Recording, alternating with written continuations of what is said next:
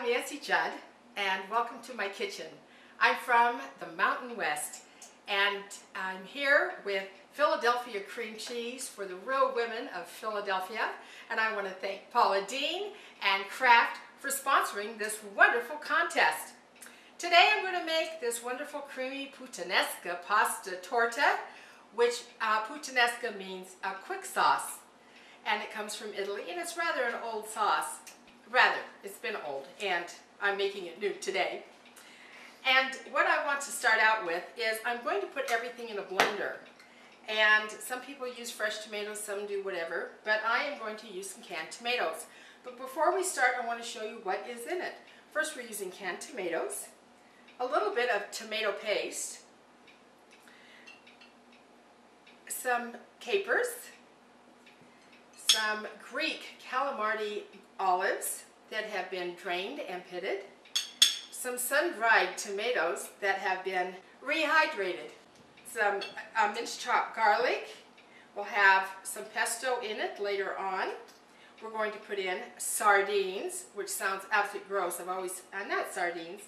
We're going to put into it anchovies. And of course, the most important ingredient, our Philadelphia cream cheese, which makes this creamy and delicious. It's velvety and smooth, and it literally, as I said, makes the dish. So the pasta we're going to use is a penne rigata, and you don't have to use penne, you can use others, but I am using 6 cups of already cooked pasta. So this is about 12 ounces uncooked, and I've cooked it, and it's al dente. But to start, first of all, in the blender, I'm going to put several things, because we're going to put this together in a blender and then put it in a saucepan. We're going to first put in our chopped, these are Italian style tomatoes. I'm going to put in 2 tablespoons of tomato paste, and those were 2 heaping tablespoons. I'm going to put in a whole can of anchovies with their oil. This is a 2-ounce can. I'm going to put in about 2 tablespoons of chopped garlic. I'm also going to put in my calamari olives. That is about a 1/2 cup. I'm going to use about 1/4 cup of my capers. And last but not least, I'm putting in my sun-dried tomatoes. Now I'm going to take these and put them on the blender, and we're going to quickly blend these up. Now, all of our ingredients have been blended. Most people don't do that. They put them in separately and leave them whole. But because my grandchildren and some of my children don't like anchovies, this is how I hide them, and the same with the capers. And so when we put the sauce together, my granddaughters came up the other day, and I had made this. It was so fast and quick, and they thought it was one of the best sauces they had ever had. And so we're just going to put that in our pot. Now, a very important ingredient we need to add next, oops, I just spilled it all over, is a 1/2 teaspoon of your crushed red pepper flakes. This gives it a little bit of a spice, and it's delicious. And we're going to add about a 1/2 teaspoon of salt, but we are going to test it later to see if it needs more. And about 1/4 teaspoon of oregano and a teaspoon of basil. Now let's stir this up. We're going to put it on our stove, and we are going to let it simmer for 5 minutes. Okay, now we've taken it off the stove. It's been simmering for 5 minutes. Before we put in our cream cheese, we are going to take out about 3/4 cup of our sauce and keep it red. And we're going to add our Philadelphia cream cheese, and it's going to just melt right in to the sauce and give it real smoothness and creaminess and deliciousness.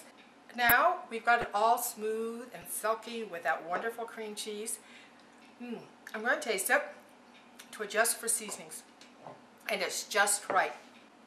I poured my about 6 cups of my penne pasta that's cooked, not 6 cups and raw and then cooked, but this is 12 ounces about cooked. And I'm going to add my wonderful puttanesca sauce. Right. Now we're going to toss together our wonderful creamy puttanesca sauce. It's literally out of this world with our penne. Oh, it smells heavenly. Now I'm going to add a cup of grated mozzarella cheese to it. And if you really like things cheesy, you can add more than that. But I'm going to toss this in with it. This is going to be so good. Now I have taken a springform pan that I have put some foil on the outside in case there's any leaks. And I'm going to take our puttanesca sauced penne rigata and put it in the pan. Okay. Press it down until you've got about it half full. Maybe just a little more right there. Then we're going to take a half a cup of pesto that we are going to spread over. This one's a little bit runny. I use pesto right out of a jar, and this gives it even more flavor. This is basil pesto that you put there. Then you're going to repeat with your creamy puttanesca pasta sauce, penne rigata, and spread that over. Now we're going to put this in the oven for about 25 minutes. And I'm putting it at 375, you have to watch. And I'm going to put the rest of my grated mozzarella cheese on top, but not until just before it's done, because we don't want it to get dark brown. I think Paula explained that in one of the videos that she did. And that's the way I feel. Cheese can get so crusty if you leave it on too long. Okay, I took it out of the oven, and I'm now putting on the rest of my cheese, and then we're going to put it back in the oven for just a few minutes.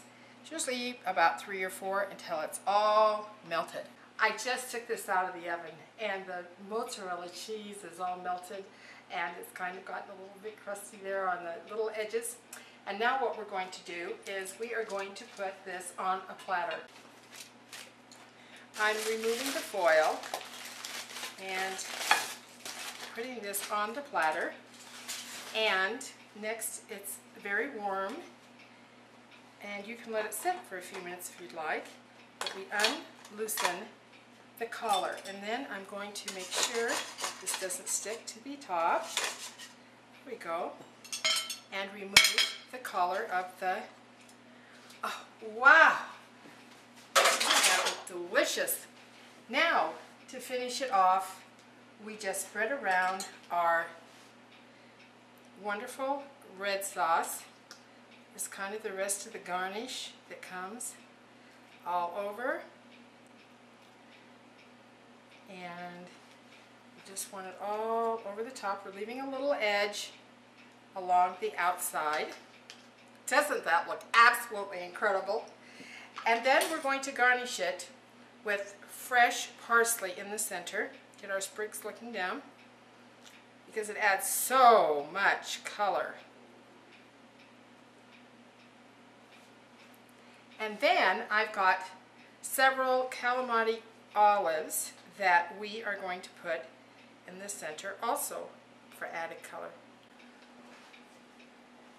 This looks so delicious, and it is delicious.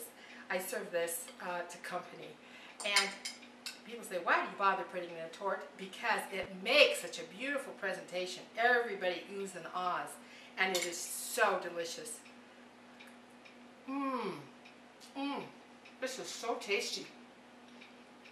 Right amount of spices, and especially what it has is the Philadelphia cream cheese. It gives a smooth velviness to the sauce. Thank you for being with me, and I'll see you next time.